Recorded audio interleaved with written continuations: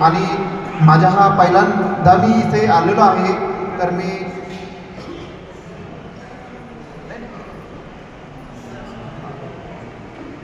तो यहाँ मैं कार्यक्रम में आने के बाद मुझे सबसे अच्छा आदरणीय प्रताप दादा उनके जो व्यवहार है मुझे बहुत अच्छे लगे।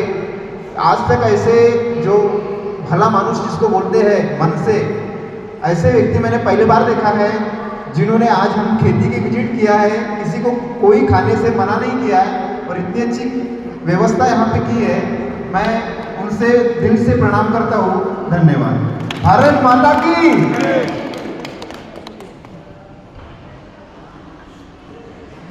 श्रद्धांजली प्रताप भाऊ आपण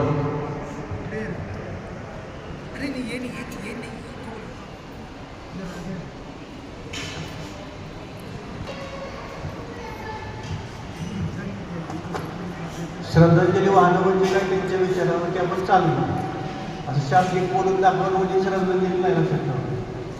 हां, त्यांनी जे सांगितलं ते आपल्या आचरणामध्ये पाहिजे तरच आपण म्हणू शकतो की आपण श्रद्धांजली त्यांना वाहतो।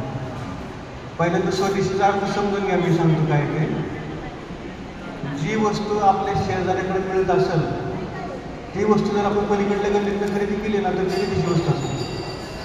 ही नीट समजून घ्या अगोदर। स्वदेशी म्हणजे फक्त भारतातली वस्तू स्वदेशी आणि शेजारच्या देशातली विदेशी हा अर्थ नाही आहे त्याचा। जर एखादी वस्तू समजा मोबाईल आहे आपल्या भारतात तयारच होत नसेल तर शेजारच्या देशातनं खरेदी केला तर तरी पण ती स्वदेशी वस्तू असते। ही खरी स्वदेशी संकल्पना आहे। जी वस्तू शेजारच्या देशामध्ये मिळते ती परदेशात त्याच्या पलीकडल्या देशात खरेदी करायला गेला तर मात्र विदेशी होती। स्वदेशीचा अर्थ असा आहे की जी वस्तू आपल्या जवळ मिळते ना, जवळ जितक्या जवळ मिळत असेल ती लांबून खरेदी करायचं नाही, एवढा एकच अर्थ आहे स्वदेशीचा। नीट लक्षात घ्या। संपूर्ण विश्वामध्ये विदेशी वस्तू कुठंच नाही आहे, हे नीट समजून घ्या अगोदर। विदेशी हा विषय नाहीच आहे, फक्त जे जवळ मिळते ती लांबून खरेदी करायची नाही, एवढाच अर्थ स्वदेशीचा आहे। हे तुम्हाला मला सांगायचं होतं।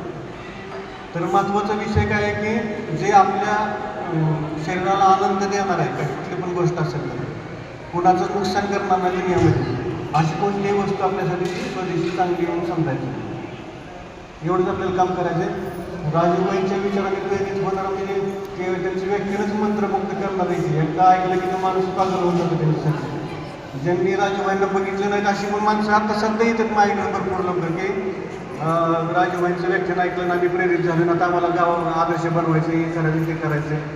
मी तुम्हाला अगोदर सांगतो, तुम्हाला जर व्याख्यान ऐकून प्रेरित झालं तुम्हाला जर वाटलं ना आम्हाला गाव आदर्श करायचं, समाजसेवा करायची, तर एक नीट लक्षात ठेवा ज्यांनी आपल्या